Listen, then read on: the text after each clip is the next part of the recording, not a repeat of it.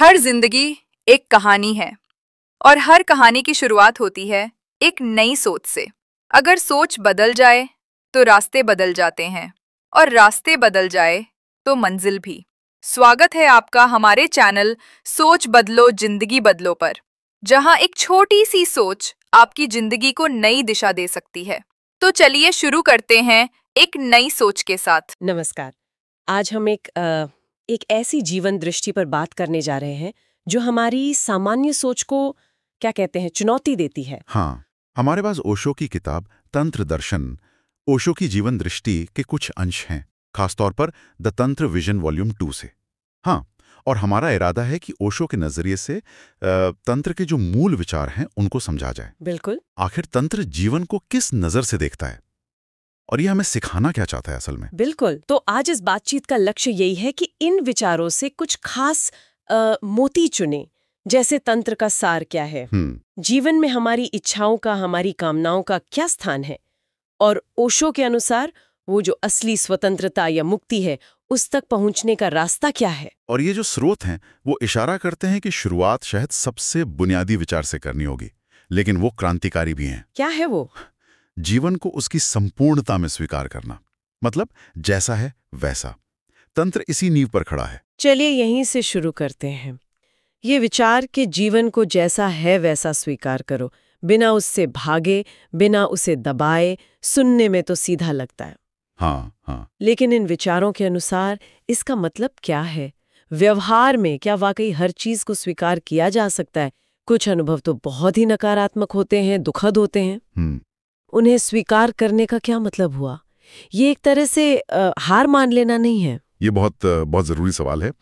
देखिए, यहाँ स्वीकार का मतलब निष्क्रियता बिल्कुल नहीं है, या हार मान लेना तो कतई नहीं है। अच्छा। तंत्र के दृष्टिकोण में जिसे हम समग्रता कह सकते हैं, मतलब जीवन का पूरा पैकेज, अच्छा बुरा सुख दुख, उसे पूरी चेतना के साथ अनुभव करना। पूरी चेतना के साथ? हाँ, वही स्वीकृति है। हाँ, ये भागने या दबाने के ठीक उलट है।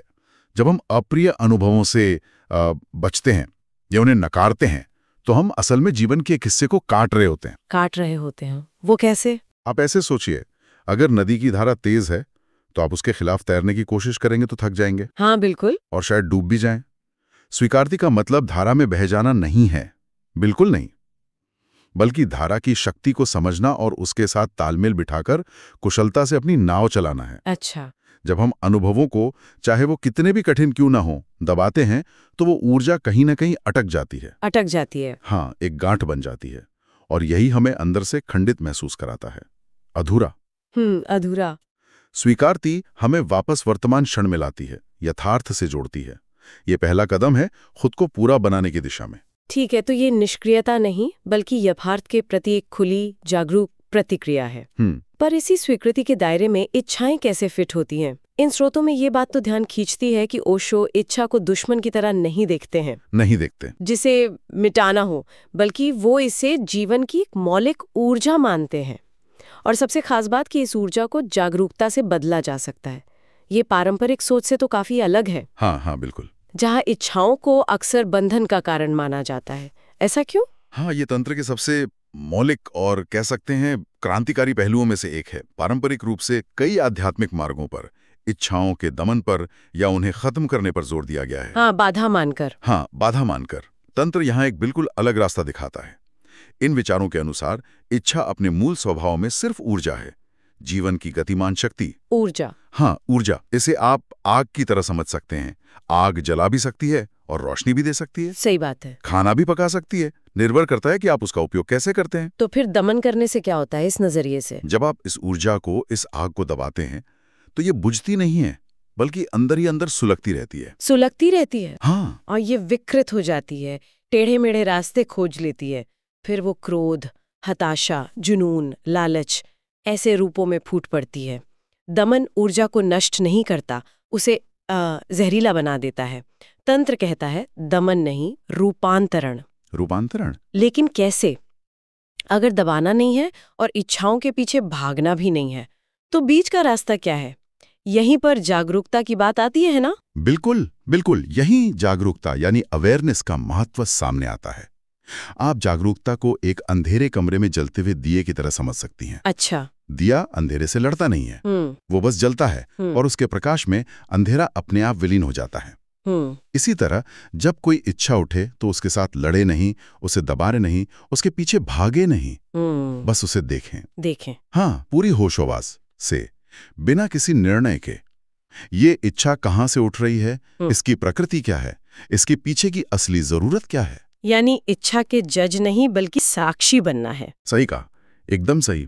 यहाँ साक्षी भाव महत्वपूर्ण है। साक्षी का अर्थ है निष्पक्ष दृष्टा। निष्पक्ष, हाँ, जो देखता है, महसूस करता है, पर घटना के साथ खुद को जोड़ता नहीं है, बह नहीं जाता। जब आप इच्छा को इस साक्षी भाव से, इस जागरूकता के प्रकाश में देखते हैं, तो उसकी जबरदस्ती खत्म हो जाती है, उसकी अंधी पकड़ ढीली पड़ जाती है। अच्छा। वही ऊर्जा जो आपको भटका सकती थी, अब आपकी जागरूकता के संपर्क में आकर शांत होने लगती है, उसका रूप बदलने लगता है।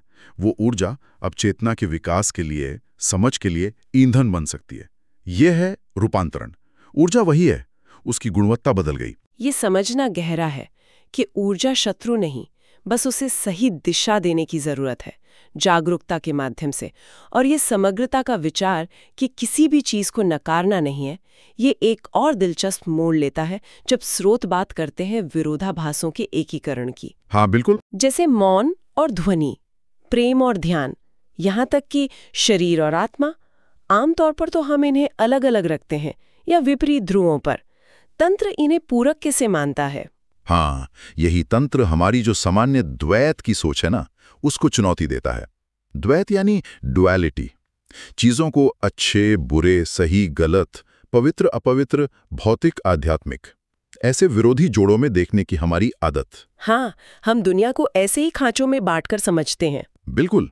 तंत्र कहता है कि ये विभाजन सतह पर है, गहराई में सब कुछ जुड़ा हुआ है, एक ही अस्तित्व के अलग अलग पहलू हैं। उदाहरण के लिए मौन और ध्वनि को लें, ये तो एकदम विपरीत लगते हैं। सतह पर विपरीत है, लेकिन क्या गहरे मौन के बिना संगीत का असली मर्म समझा जा सकता है? नहीं। या कोलाहल के अनुभव के बिना शांति की गहराई महसूस की जा सकती है? तंत्र के अनुसार गहरा मौन ही ध्वनि का गर्भ है।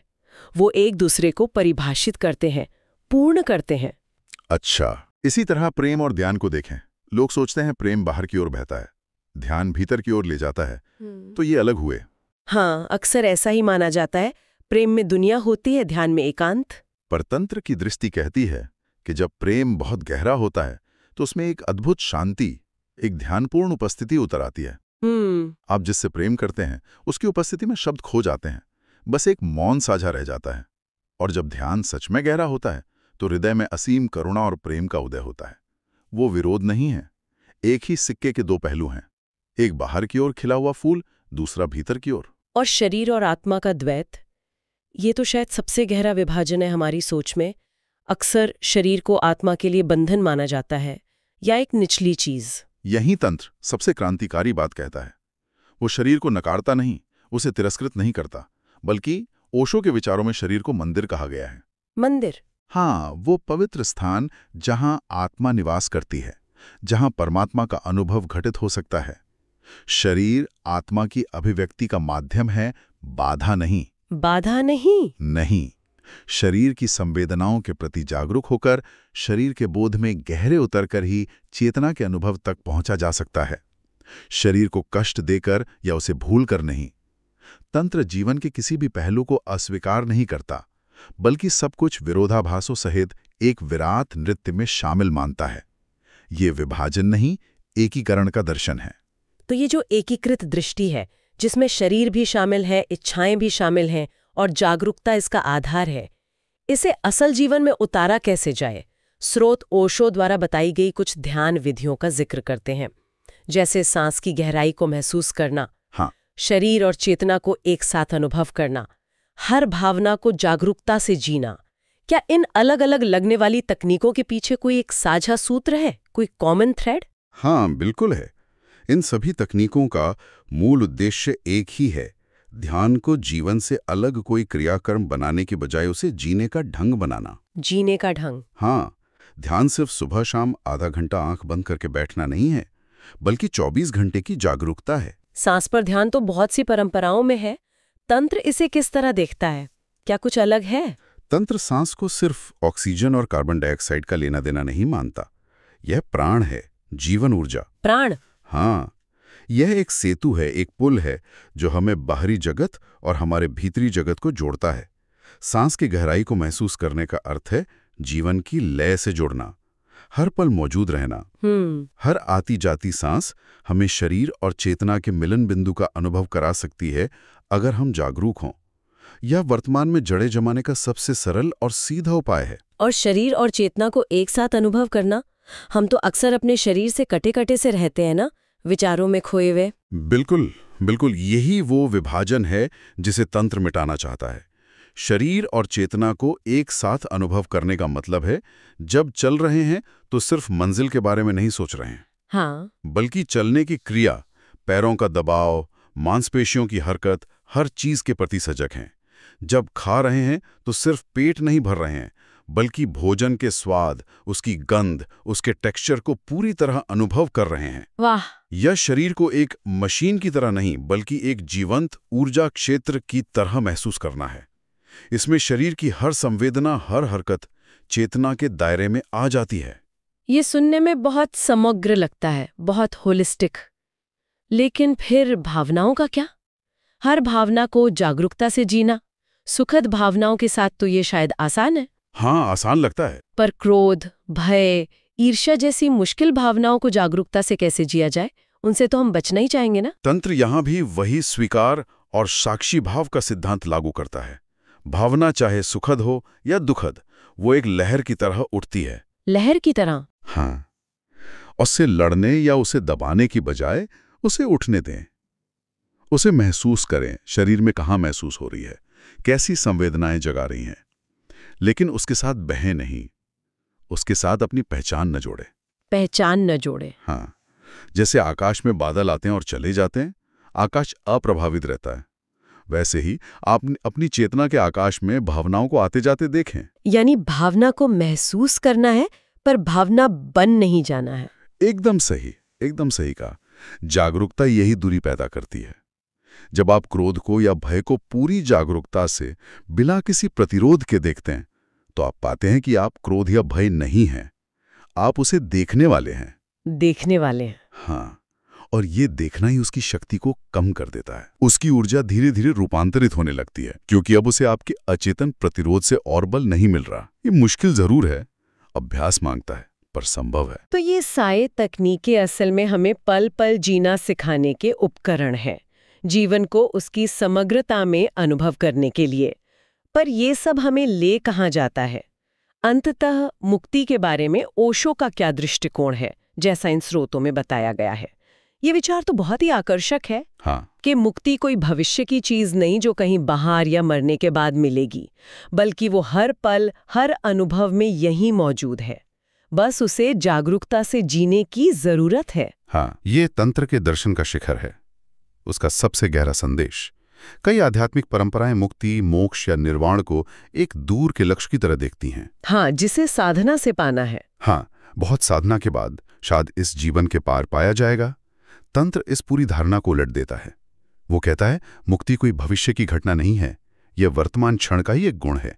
ये कोई मंजिल नहीं, यात्रा करने का ढंग है। यात्रा करने का ढंग, यानी मुक्ति यहीं और अभी मिल सकती है, इसी जीवन में, बिल्कुल इसी क्षण में।